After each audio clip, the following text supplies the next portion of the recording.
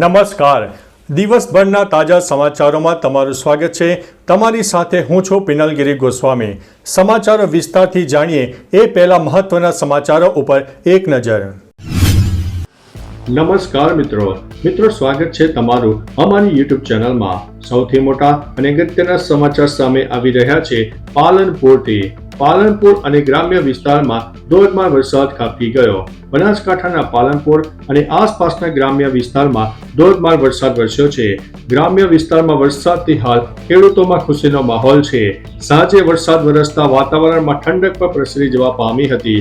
વરસાદ વરસતા બનાસકાંઠામાં બનાસ નદીમાં પાણીની સારી એવી આવક પણ થઈ છે. પાણીની આવક થતા સ્થાનિકો ચિંતિત છે. બાળકોને શાળામાં ભણવા જવું હોય તો માતા પિતા ખભા ઉપર બેસાડીને બાળકોને નદી ક્રોસ કરાવીને શાળામાં મૂકવા જાય છે. મિત્રો, અન્ય મહત્વના સમાચારની વાત કરીએ તો પ્રી મોન્સૂન એક્ટિવિટી માત્ર કાગળ ઉપર જોવા મળી છે. અમદાવાદમાં સામાન્ય વરસાદ વરસતા જ રસ્તાઓ પર પાણી ભરાતા અમદાવાદ મ્યુનિસિપલ કોર્પોરેશનની પોલ પ્રથમ વરસાદે જ ખુલી જવા પામી છે. પ્રી મોન્સૂનની કામગીરી માત્ર કાગળ ઉપર જ થઈ હોવાની વાત સાચી સાબિત થઈ રહી છે. શહેરમાં બપોરથી જ પશ્ચિમ વિસ્તારમાં વરસાદી માહોલ જામ્યો. જોકે સામાન્ય તીવ્રતાથી વરસાદ હોવા છતાં અનેક ઠેકાણે પાણી ભરાયા. સામાન્ય વરસાદમાં જ શહેરના રસ્તાઓ બેટમાં ફેરવાતા સ્થાનિકોને ભારે હાલાકીનો સામનો કરવો પડ્યો છે. મિત્રો, અન્ય મહત્વના સમાચારની વાત કરીએ તો પ્લેન દુર્ઘટના. તમામ મૃતકોની ઓળખ પૂરી થઈ છે. એઆઈ ફ્લાઇટ 171 દુર્ઘટનાના તમામ 260 મૃતકોની ઓળખ પૂર્ણ થઈ ગઈ છે, જેમાં 254 ડીએનએ અને 6 ચહેરા ઓળખ દ્વારા પાર્થિવ દેહો પરિવારજનોને સોંપી દેવાયા છે. મૃતકોમાં 181 ભારતીય, 52 બ્રિટિશ, 7 પોર્ટુગલના, 1 કેનેડિયન અને 19 નોન પેસેન્જર હતા. આ કામગીરીમાં આરોગ્ય વિભાગ, police, FSL, Ahmedabad municipal corporation અને સ્વયંસેવકોના સંકલનથી ઓળખ કરવી ઝડપી અને સફળ રહી છે. પાર્થિવ દેહોમાંથી 31 હવાઈ માર્ગે અને 229 રોડ માર્ગે મોકલાયા હતા. મિત્રો, અન્ય મહત્વના સમાચારની વાત કરીએ તો એન્ડ્રોઈડ ફોનમાં હવે ગૂગલ કામ નહીં કરે. જો તમારા ફોન એન્ડ્રોઈડ 8 છે એટલે કે ઓરિયો અથવા તો એન્ડ્રોઈડ 9 એટલે કે પાઈ ઓપરેટિંગ સિસ્ટમ છે તો તમે ઓગસ્ટ મહિનામાં તમને ઝટકો મળી શકે છે. તમારા મોબાઈલમાં ગૂગલ ક્રોમનો ઉપયોગ કરો છો. ગૂગલે સત્તાવાર રીતે જાહેરાત કરી છે કે એન્ડ્રોઈડના આ જૂના વર્ઝન ચલાવતા ઉપકરણો ઉપર ક્રોમ માટે સપોર્ટ હવે બંધ કરી રહ્યું છે.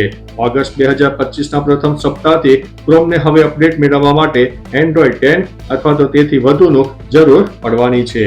મિત્રો, અન્ય મહત્વના સમાચારની વાત કરીએ તો વરસાદમાં ગિરનારનો આકાશી નજારો અદ્ભુત લાગી રહ્યો છે. આ વર્ષે પહેલા જ વરસાદી ગિરનાર પર્વત પ્રકૃતિના રંગોમાં રંગાયો છે. ગિરનારની ટેકરીઓ લીલીછમ હરિયાળીથી ઢંકાઈ ગઈ છે. કુદરતના સૌંદર્યને ઉજાગર કરતા દ્રશ્યો જોઈને સૌ કોઈ મંત્રમુગ્ધ થઈ ગયા છે. પર્વત પરથી નીચે નજર મારતા આહલાદક દ્રશ્યો જોવા મળ્યા છે અને અહીં આવતા જ તમને જાણે કે એક કુદરતી સ્વર્ગનો નજારો જોવા મળતો હોય તેવું જોવા મળી રહ્યું છે. ચારે બાજુ હરિયાળીથી તમારું મન પ્રફુલ્લિત થઈ જશે.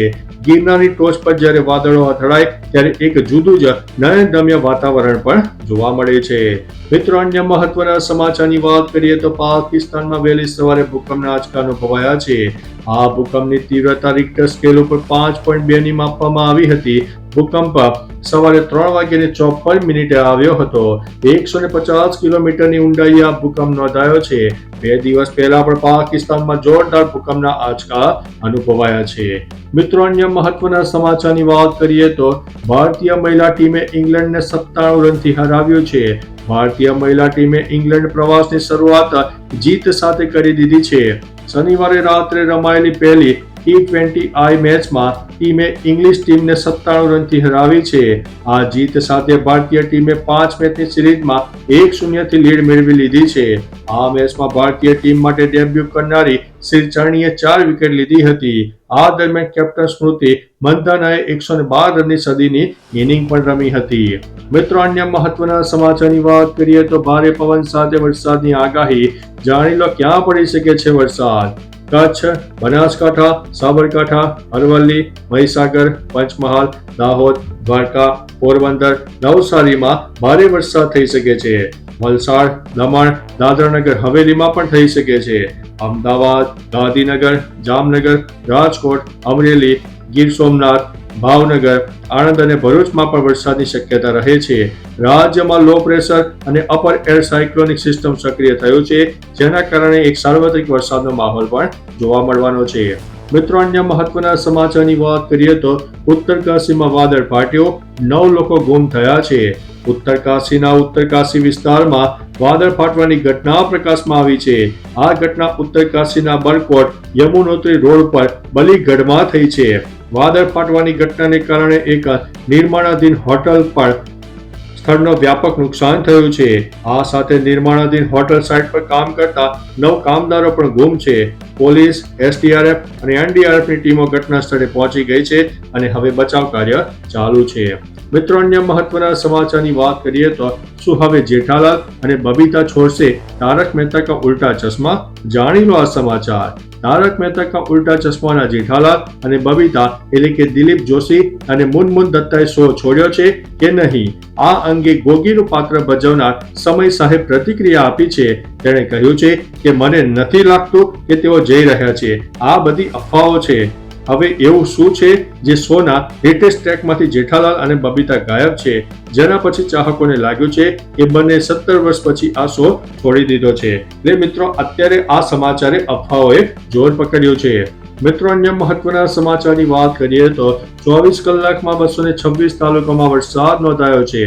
વરસાદી માહોલમાં ગુજરાતમાં છેલ્લા 24 કલાકમાં 226 થી વધુ તાલુકામાં વરસાદ નોંધાયો, જેમાં સૌથી વધુ ચીખલીમાં 3.3, વલસાડમાં 2.8, જાંબુઘોડામાં 2.6, વાપીમાં 2.6, દ્વારકામાં 2.4, કપરાડામાં 2.3, ઉમરગામમાં 2.2, ગણદેવી અને પ્રાંતિજમાં 2.1, ખીરગામ અને લખપતમાં 1.9, પોરબંદર, ભરૂચ અને વ્યારામાં 1.8, ધરમપુર અને કરજણમાં 1.7, વડોદરા અને પારડીમાં 1.5 ઇંચ વરસાદ નોંધાઈ ગયો છે.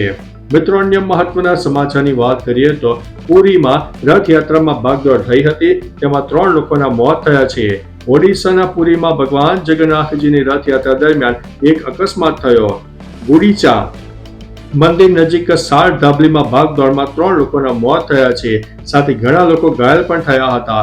રથ પર બિરાજમાન ભગવાન જગન્નાથજીના દર્શન કરવા માટે મોટી સંખ્યામાં ભીડ પણ ઉમટી પડી હતી. ઘાયલોને સારવાર માટે હોસ્પિટલમાં દાખલ કરવામાં આવ્યા છે. મૃતકો ખુર્દા જિલ્લાનું હોવાનું સામે આવ્યું છે, જેમાં 2 મહિલાઓનો પણ સમાવેશ થાય છે. મિત્રો, અન્ય મહત્વના સમાચારની વાત કરીએ તો ગુમ થયેલા માછીમાર સલામત પરત ફર્યા છે. પોરબંદરના સમુદ્રમાં 5 માછીમારો ગુમ થવાના અહેવાલ હતા. હવે આ માછીમારો હોડી સાથે વહેલી સવારે દરિયાકાંઠે પહોંચી ગયા છે અને તેઓ સહી સલામત આવ્યા છે.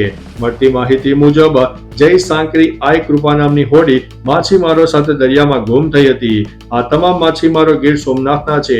પોલીસ અને ફિશરીઝ વિભાગ આ મામલે વધુ કાર્યવાહી કરી રહ્યું છે.